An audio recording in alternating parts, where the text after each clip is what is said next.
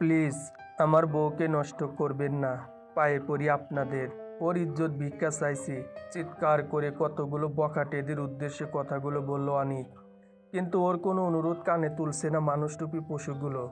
অন্ধকার রাস্তায় ফেলে ওর স্ত্রী পারিণীতাকে দলবদ্ধভাবে ভোগ করে চলছে। হঠাৎ দল থেকে একটা লোক বলে উঠল, এই কেউ ওর মুখটা বন্ধ কর। কেউ ভুল করেও এখানে চলে আসলে কি হবে বুঝতে পারছিস? এই জঙ্গলের রাস্তায় কে আসবে বস? কি যে বলো না, মেলা প্যাচ প্যাচ করছিস। যা বলছি তাই কর, গিয়ে মুখটা চেপে ধর ওর। রফিক, রাহাত, তোরা দুজন যা। এরপর ভিড়ের মাঝখান থেকে চরম অনিচ্ছা সত্ত্বেও দুজন লোক গিয়ে অনিকের মুখটা চেপে ধরলো। ছটফট করতে থাকে অনিক, প্রাণের চেষ্টা করে চলছে চিৎকার করে জানান দিতে যে তার স্ত্রীকে একদল শকুন ভোগ করছে। কেউ যেন এসে সাহায্য করে। লোক দুটো একদিকে অনিকের মুখ চেপে ধরে আছে, অন্যদিকে বারবার সামনের দিকে তাকাচ্ছে। আজ প্রচুর ক্ষুধার্ত মনে হচ্ছে এই দুজনকে। একজন লোক অপরজনকে বলল, ভাই কি করবি? আর যে কন্ট্রোল করতে পারছি না। কি আর করবো, বসের কথা না শুনলে এখানেই মেরে রেখে দেবে। তাই বলে ওরা খাবে আর আমরা চেয়ে চেয়ে দেখবো। একটা কাজ করি, এটাকে এই গাছের সাথে বাঁধি চল। তারপর মুখে কিছু কিছু একটা গুজে দিলেই আওয়াজ বন্ধ হয়ে যাবে। ঠিক বলছিস, চল তাই করি। লোক দুটো অনিককে একটা গাছের সাথে বেঁধে তারপর মুখে রুমাল গুজে দিল। তারপর নিজেরা গিয়ে ভিড়ের ভিতরে সামিল হয়। এদিকে ব্যথা যন্ত্রণায় সমানে চিৎকার করে যাচ্ছে পারিণীতা। অনিক, বাঁচাও, ওরা শেষ করে ফেলবে আমায়। অনিক, বাঁচাও। 5-6 জন যুবকের হাতে নিজেকে ধর্ষণ হতে দেখে হৃদয় থেকে রক্তক্ষরণ হচ্ছে তার, সাথে শারীরিক যন্ত্রণা তো আছে। অনিক চোখ দুটো বড় করে হাঁপাতে থাকে, কিছুতেই নিজেকে এই শক্ত বাঁধন থেকে মুক্ত হতে পারছে না। এদিকে স্ত্রীর আত্মচিৎকার অনিকের বুকটাই ফোর করে দিচ্ছে। সারা শরীর ঘেমে একাকার ওর। আজকেই পারিণীতার গিফট করা নতুন শার্ট ছিঁড়ে ছিন্নভিন্ন হয়ে আছে। এদিকে অনেকের কিনে দেওয়া পারিণীতার শাড়ি মাটিতে লুটিপুটি খাচ্ছে। আসলে আজকে ওদের দুজনের প্রথম বিবাহবার্ষিকী ছিল। বিবাহবার্ষিকী পালন করে দুজন বাসায় ফেরার সময়ে এই অপ্রত্যাশিত দুর্ঘটনা ঘটে। একটু পরেই সবাইকে চমকে দিয়ে দূর থেকে একটা শব্দ ভেসে আসে, সাথে আলোর দ্রুতি। হ্যাঁ, এটা তো গাড়ির শব্দ। তার মানে নিশ্চয়ই কেউ আসছে এদিকে। সর্বনাশের শেষ প্রান্তে এসেও মনের ভিতরে এক ক্ষীণ আশার সঞ্চার হয় অনিক আর পারিণীতির। গাড়িটা কাছাকাছি আসতেই বখাটে গুন্ডগুলো পারিণীতিকে ছেড়ে দৌড়ে পালিয়ে যায়। তারপর গাড়ি থেকে গোটা কয়েক 20-22 বছরের ছেলে আর মেয়ে নেমে আসলো। মেয়েগুলো ছুটে পারিণীতির কাছে যায় আর ছেলেগুলো অনিকের কাছে গিয়ে ওকে বন্ধন মুক্ত করে। অনেক সশব্দে প্রকাণ্ড এক চিৎকার জুড়ে দিয়ে তার স্ত্রীর কাছে ছুটে গেল। এতক্ষণে অজ্ঞান হয়ে মাটিতে পড়ে আছে পারিণীতি। অনেক ওকে কোলে তুলে জ্ঞান ফেরানোর চেষ্টা করে, কিন্তু কোনো কাজ হলো না। পারি, প্লিজ কথা বলো, চুপ করে থেকো না, প্লিজ কথা বলো আমার সাথে। ভাইয়া, আমাদের হাসপাতালে যেতে হবে, নয়তো আপনার স্ত্রীকে বাঁচানো যাবে না। আর আপনার অবস্থাও তো ভালো নয়, আপনারও ট্রিটমেন্ট দরকার। ছেলে মেয়েদের ভিতর থেকে কেউ একজন বলল, তোমরা আমার কথা ভেবো না, আমার স্ত্রীকে বাঁচাও। আমার যা হবার হোক, ওর কিছু হলে নিজেকে ক্ষমা করতে পারবো না আমি। ছেলে মেয়েগুলো সেন্সলেস পারিণীতিকে ধরে গাড়িতে তুললো, তারপর অনেককেও উঠতে বলে। এরপর হাসপাতালের উদ্দেশ্যে রওনা দিল। রাস্তায় পড়ে রইল রক্তের ছোপ ছোপ দাগ, আর সাথে কতগুলো কাচের চুরি ভাঙ্গা টুকরো। হাসপাতালে পৌঁছে পারিণীতিকে অপারেশন থিয়েটারে নিয়ে যাওয়া। ওর কন্ডিশন দেখে ডাক্তাররাও শঙ্কিত। বেশ বাজেভাবে ধর্ষণ করা হয়েছে ওকে, দেখলেই গা শিউরে ওঠে। ছেলে মেয়েগুলো সবাই বিদায় নিয়ে চলে গেল। এদিকে অনেককেও একটা কেবিনে শিফট করা হয়, সেখানেই ওর কাটাছেঁড়া ট্রিটমেন্ট করা হচ্ছে। এই মুহূর্তে সবার অ্যাটেনশন পারিণীতির দিকে, তাই অনেকের বিষয়টা কেউ সিরিয়াসভাবে নিচ্ছে না। তখন রাত প্রায় 11টা। একটা লোক চাদর মুড়ি দিয়ে অনিকের কেবিনে ঢুকে পড়ল। তখন কেউ নেই আশেপাশে। লোকটাকে দেখে ধরফর করে উঠে বসলো অনিক। কে কে আপনি? লোকটা চাদরটা মুখ থেকে সরিয়ে নেয়। এ কি, তুমি তুমি এখানে এসেছো কেন? মাথা কি ঠিক আছে? অনিক অবাক হয়ে প্রশ্ন করে। আপনার কাজ তো করে দিয়েছি স্যার, এবার ভালোই ভালোই টাকাটা মিটিয়ে দিন। তাই বলে এইভাবে এখানে চলে আসবে? কেউ দেখলে কি হবে বুঝতে পারছো? কিছু হবে না, টাকাটা যত তাড়াতাড়ি দিবেন তত তাড়াতাড়ি কেটে পড়বে এখান থেকে। অনেক পকেট থেকে একটা বান্ডিল বের করে লোকটার দিকে ছুঁড়ে মারে। টাকা পেয়ে লোকটার মুখে হাসি ফুটে উঠল। সে বেরিয়ে যাবে ঠিক তখন অনেক তাকে পিছন থেকে ডাক দিল, থ্যাঙ্কস। আমার ওয়াইফকে যেভাবে বলেছিলাম তার থেকেও বেশি বাজেভাবে রেপ করার জন্য। তোমরা নিজেরাও জানো না কত বড় উপকার করলে আমার। অনেকের ঠোঁটে বিশ্রী হাসির রেখা। এই দুনিয়ায় অনেক মানুষ দেখেছি, কিন্তু আপনার মতো অদ্ভুত কাউকে এই প্রথম দেখলাম। নিজের বউকে লোক লাগিয়ে কে ধর্ষণ করায়? এখন তুমি আমায় জ্ঞান দেবে? না, এমনি বলছি। আমার কি দায় পড়েছে আপনাকে জ্ঞান দেব? তবে একটা বিষয় ভেবে আমার ভালো লাগছে। কি? আগে ভাবতাম আমার থেকে খারাপ মানুষ বোধহয় এই দুনিয়ায় কেউ নেই, কিন্তু আজ আমার সেই ভুলটা কিছুটা হলেও ভাঙলো। এখান থেকে যাবে নাকি আমাকে না ফাঁসালে শান্তি হচ্ছে না তোমার? অনেক রেগে মেগে লোকটাকে উদ্দেশ্য করে বলে। লোকটা আর কিছু না বলে বেরিয়ে যায়। একটু পরেই কেবিনে একজন নার্স ঢুকে পড়ে, তার হাতে কিছু মেডিসিন। অনেক তাকে দেখে আবার ভালো স্বামীর নাটক শুরু করে। সিস্টার, আমার ওয়াইফের কোনো আপডেট? ও কেমন আছে এখন? এখনো অপারেশন চলছে, আপনি একদম টেনশন করবেন না। আমি সময়ে সময়ে আপনাকে সকল আপডেট দেব, আপনি নিজের খেয়াল রাখুন প্লিজ। অনেক মাথা নাড়ালো। নার্স অনেককে কিছু মেডিসিন আর একটা ইঞ্জেকশন দিয়ে বেরিয়ে যায়। এর 2 দিন পরে অনেক এখন মোটামুটি সুস্থ। তাকে বাসায় পাঠিয়ে দেওয়া হয়েছে। পারিনীতিকে অবজারভেশনে রাখা হয়েছে। অনেকের বাবা আর মা এখনো হাসপাতালে আছেন। ওনারা ছেলে আর তার স্ত্রীর খবর শুনেই মফস্বলের বাড়ি থেকে ছুটে এসেছেন। তখন রাত প্রায় 9টা। হাতে এক কাপ কফি নিয়ে অনেক ওর রুমে বসে আছে। পাশে একটা সিগারেট বক্স আর লাইটার। কফির কাপটা রেখে লাইটারের দিকে হাত বাড়ায় অনেক। তারপর ওয়ালেট থেকে ওর আর পারিনীতির একটা ডুয়েল ছবি বের করে চোখের সামনে ধরলো। লাইটারটা অন করে ছবিটার নিচে ধরে মুহূর্তেই আগুন জ্বলে উঠল। প্রথমেই সেই আগুন পারিনীতি, পরে অনেককে জ্বালিয়ে পুড়িয়ে ছাই করে দেয়। অনেক নিজের জুতো দিয়ে সেই পোড়া ছাই মারাতে থাকে। হুক this relation, I hate you পারি, জাস্ট হেট ইউ। ক্রোধ আর ঘৃণার আগুনে জ্বলতে জ্বলতে শব্দগুলো উচ্চারণ করে অনেক।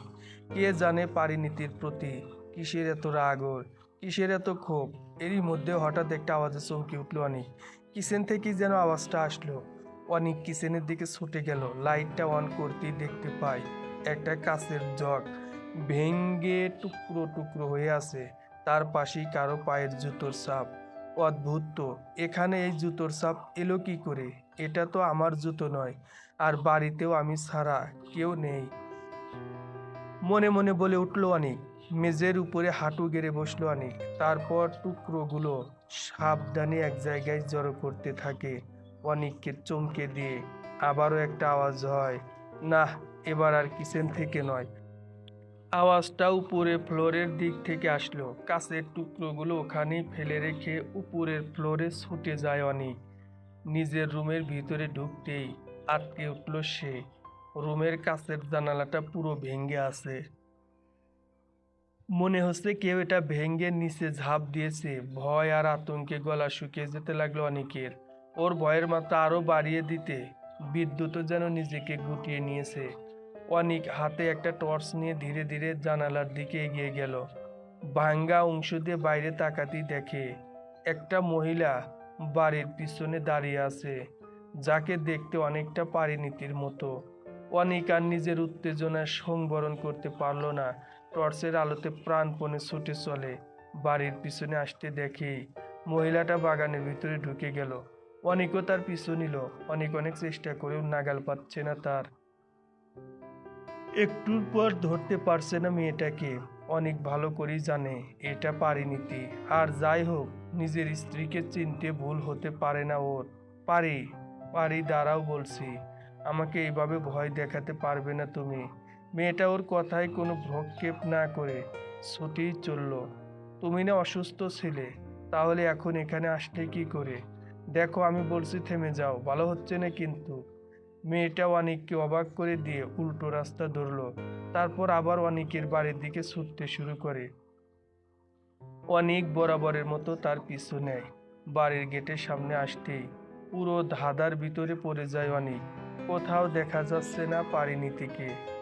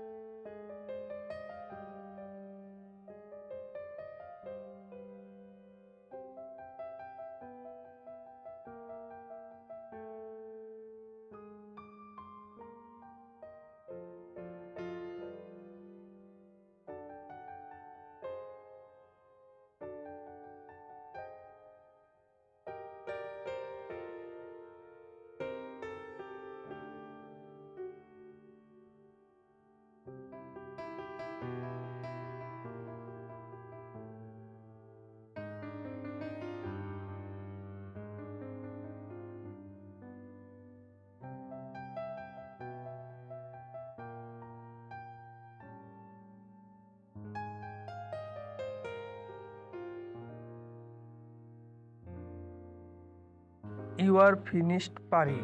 I will now. তুমি আমার অনামিকা নও। তোমাকে বাঁচিয়ে রেখে কী লাভ? আমি আসছি পারিনীতি।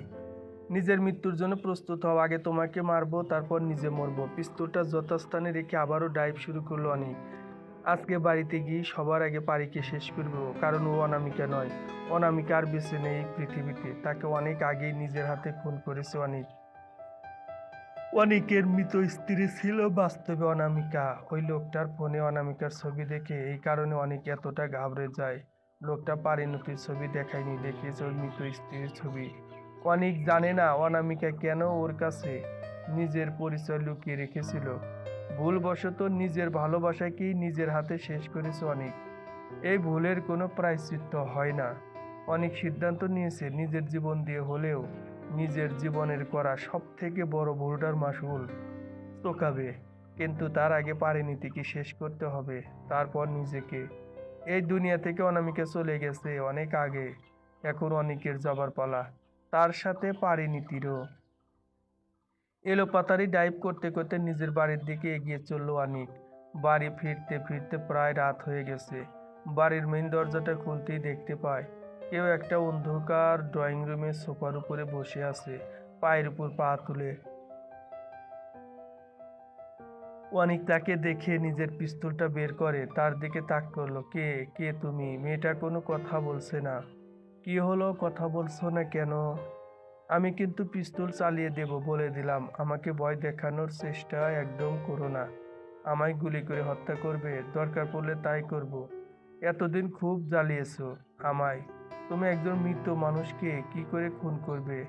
অনিক, যাকে কিনা 2 বছর আগেই নিজের হাতে খুন করেছো। অনিকের কাছে সবটা পরিষ্কার হতে থাকে। তার মানে এটা অনামিকার আত্মা।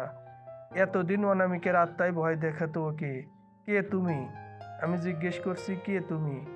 কেন মাত্র 2 বছরেই ভুলে গেলে আমায়? এই নাকি তুমি তোমার অনামিকাকে ভালোবাসো? অনামিকা, তুমি তুমি এটা কেন করলে আমার সাথে অনামিকা? আমি কি করেছি? যা করার তুমি করেছো, খুন করেছো আমায়। তুমি আগে কেন বললে না আমায় তুমি আমার অনামিকা? কি এমন ঘাটতি ছিল আমার ভালোবাসায় বলো? কেন বললে না আমায়? আমাকে মিথ্যে বলো না অনেক। তুমি আমায় কোনোদিন ভালোই বাসনি। নাটক করছো এখন আমার সাথে। আমি নাটক করছি না, সত্যি ভালোবাসি তোমায়, এখনো ভালোবাসি। তোমার জন্য আমি সব করতে পারি। আমি অনামিকা। কি করে বিশ্বাস করব তোমার কথা? কোনো প্রমাণ আছে কি? কি প্রমাণ দিতে হবে একবার বলো, আমি প্রমাণ করে দেব। আজও তোমায় পাগলের মতো ভালোবাসি। ঠিক আছে, তবে ছাদে চলো। ছাদে কেন? ভালোবাসো আমায়? হ্যাঁ, নিজের প্রাণের থেকেও বেশি। তাহলে চুপচাপ আমার কথা শোনো। অনিক অনামিকার আত্মার সাথে হেঁটে হেঁটে ছাদে পৌঁছলো। অনামিকা অনিককে উদ্দেশ্য করে বলে, এবার রেলিং এর উপর ওঠো। রেলিং এর উপর কেন? তুমি আর একটা প্রশ্ন করলে চলে যাব। আমি ভাববো তুমি আমাকে কোনোদিন ভালোই বাসনি। না না, যেও না। আমি রেলিং এর উপর উঠছি। উঠছি আমি। অনেক অনামিকার কথা মতো রেলিং এর উপরে উঠলো। এবার পিস্তলটা মাথা বরাবর তাক করো। অনেক জানে অনামিকাকে ফের কোনো প্রশ্ন করলেও চলে যাবে। নিজের ভালোবাসা প্রমাণ করার সুযোগ আর পাবে না সে। অনেক পিস্তলটা নিজের মাথা বরাবর তাক করলো। এবার নিজেকে শুট করো। শুট করো নিজেকে। কি বলছো তুমি এসব? অনামিকা, আমি পারবো না এটা করতে। চলে যাচ্ছি আমি। না, যেও না অনামিকা। যদি আমার সাথে মৃত্যুর পরেও একসাথে থাকতে চাও, নিজেকে শুট করো। অপেক্ষা করো না অনিক। তুমি কথা দাও, আমি তোমার কথা শুনলে কখনো ছেড়ে যাবে না আমায়। দুজন একসাথে থাকবো। হ্যাঁ, কথা দিলাম। অনিক আর বিলম্ব না করে পিস্তলটা নিজের মাথা বরাবর চালিয়ে দিল। কারণ ওর কাছে নিজের প্রাণের থেকেও অনামিকার ভালোবাসা বেশি তাৎপর্যপূর্ণ ছিল। তারপর একটা আর্তচিৎকার, তারপর আবারও চারদিকে শুনশান নীরবতা। অনামিকার আত্মা অনেকের ডেড বডির দিকে তাকিয়ে একটা অট্ট হাসি দিল। পরের দিন সকালবেলা অনেকের ডেড বডিকে ময়না তদন্তের জন্য নিয়ে যায় পুলিশ। যদিও সবাই শতভাগ নিশ্চিত এটা সুইসাইড কেস। সবাই অনেকের বাড়ি থেকে চলে যাওয়ার পরে পারিনীতি ধীরে ধীরে বুক সেলফের দিকে এগিয়ে গেল। ফটো অ্যালবাম থেকে অনিক আর অপুর প্রথম পক্ষের স্ত্রীর একটা পুরনো ছবি বের করে ছবিটার দিকে অপলক দৃষ্টিতে তাকিয়ে রইল পারি। ওর চোখের এক ফোঁটা জল ছবিটাকে ভিজিয়ে দিল। ছবিটা নিয়ে জানলার পাশে দাঁড়ায় পারি। ঠিক তখন অনেকের লাশবাহী গাড়িটা শব্দ করে বাড়ির গেট থেকে বেরিয়ে গেল। পারি এক পলক সেই দিকে তাকিয়ে আবারও ছবিটার দিকে মনোযোগ দিল। তারপর বলতে লাগলো, প্রকৃতি, বোন আমার, কোথায় হারিয়ে গিয়েছিলি তুই বল? সেই ছোটবেলায় তোর সাথে শেষবারের মতো দেখা হয়েছিল, তারপর আর হয়নি। যখন এই বাড়িতে অনেকের বউ হয়ে আসলাম, আমি জানতে পারি তুই আমার বোন। তোকে চিনতে এতটুকু ভুল হয়নি আমার। তখন শুধু এটাই ভাবতাম, কিভাবে তুই মারা গেলি, কেন তোর সাথে কয়েকটা দিন আগে দেখা হলো না আমার।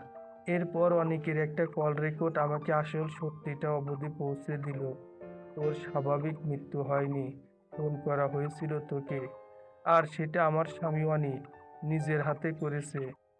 তুই জানিস, আমি অনিকের কাছে নিজেকে ওর হারিয়ে যাওয়া অনামিকা হিসেবেই ধরা দিতে চেয়েছিলাম। ওকে চমকে দিতে চেয়েছিলাম যে সারা জীবন ধরে অনেক যার জন্য প্রতীক্ষা করে আছে সে আমি। কিন্তু তোর মৃত্যুর আসল সত্যিটা জানার পরে ওর প্রতি আমার কোনো ভালোবাসাই আর অবশিষ্ট রইল না। সমস্ত ভালোবাসা ঘৃণায় পর্যবসিত হতে থাকে। আমি জানি সেদিন ওই আমাকে ধর্ষণ করিয়েছিল লোক দিয়ে। তোর সাথে আর আমার নিজের সাথে হওয়া অন্যায়ের প্রতিশোধ নিতে আমি কোমায় চলে যাবার নাটক করতে থাকি। ওকে আত্মা সেজে ভয় দেখায়। যখন ও আমাদের এলাকায় গেল, রহমান চাচাকে আমার লোকই শিখিয়ে দিয়েছিল কি করতে হবে। রহমান চাচা সমস্ত সত্যি খুলে বলল অনিককে। হ্যাঁ, ওনার কথার ভিতরে কোনো মিথ্যে ছিল না। মিথ্যে ছিল একটি জায়গায়, সেটা হলো তোর ছবিতে। তোকে অনেক অনামিকা ভাবতে শুরু করে আর ওর ভিতরে একটা মারাত্মক অনুশোচনা বোধের সৃষ্টি হয়। ও এটা বিশ্বাস করতে শুরু করে ও নিজের ভালোবাসা অনামিকাকে খুন করেছে। কিন্তু আমি তো জানি ও অনামিকাকে নয়, খুন করেছে অনামিকার বোন প্রকৃতিকে। এরপর যখন অনেক বাড়িতে আসলো, আমি তোর আত্মা সেজে ওকে এমনভাবে ম্যানিপুলেট করি ও সুইসাইড করতে বাধ্য হয়। আমি জানি কাউকে দিয়ে স্বেচ্ছায় সুইসাইড করানোর কাজটা মোটেও সহজ নয়, কিন্তু অনেকের জন্য সেটা সহজ ছিল। কারণ অনেক যত খারাপই হোক না কেন, অনামিকার প্রতি ওর ভালোবাসার কোনো কমতি ছিল না। অনামিকাকে নিজের প্রাণের থেকেও বেশি ভালোবাসতো অনেক, সেটা নিজের প্রাণ দিয়ে প্রমাণ করে দিয়েছে। কিন্তু আমি কি করতাম বল? অনেক আমাকে যতই ভালোবাসুক না কেন, আমি কখনোই এমন কাউকে ভালোবাসতে পারি না যে শুধু আমাকেই ভালোবাসে। যে স্বামী নিজের স্ত্রীকে খুন করতে পারে, গুন্ডা দিয়ে ধর্ষণ করাতে পারে, তাকে আর যাই হোক ভালোবাসা যায় না। আমি অনেককে ওর সমস্ত পাপ আর কুকর্ম থেকে মুক্ত করে দিয়েছি। সেই সাথে সম্পূর্ণ হয়েছে পারিনীতির প্রতিশোধ, অনামিকার প্রতিশোধ। 8 মাস পরে হাসপাতালে একটা ফুটফুটে ছেলে সন্তানের জন্ম দিয়েছে অনামিকা। পারিনীতি এখন সারা দুনিয়ার কাছে অনামিকা। নিজেকে আর মিথ্যে পরিচয়ের আড়ালে রাখতে চায় না সে। অনামিকা এটাও জানে না এই সন্তানটা অনিকের না, সেদিনের রাতের দুর্ঘটনার ফসল। তবে সেটা ওর কাছে গুরুত্বপূর্ণ নয়, কারণ অনামিকা একজন মা। ও শুধু এইটুকু জানে সন্তানটা নিষ্পাপ, ওর কোনো কলঙ্ক নেই। না, অনামিকার আছে, কারণ সে স্বেচ্ছায় নিজের শরীর কোনো পরপুরুষের কাছে বিকিয়ে দেয়নি। তাই নিজের উপর কোনো প্রকার ঘৃণা, সংকোচ বা অনুতাপ বোধ কাজ করে না অনামিকার। অনেক বা সেদিনের গুন্ডার দল যেই হোক না কেন, একটা অমানুষের ঔরস দিয়ে ওর জন্ম হয়েছে, এটাই ঘোর সত্যি। অনামিকা নিজের শিক্ষা দিয়ে এই অমানুষের সন্তানকে সত্যিকারে মানুষ করে তুলতে চায়, আর সেটাই ওর জীবনের একমাত্র লক্ষ্য। সমাপ্ত।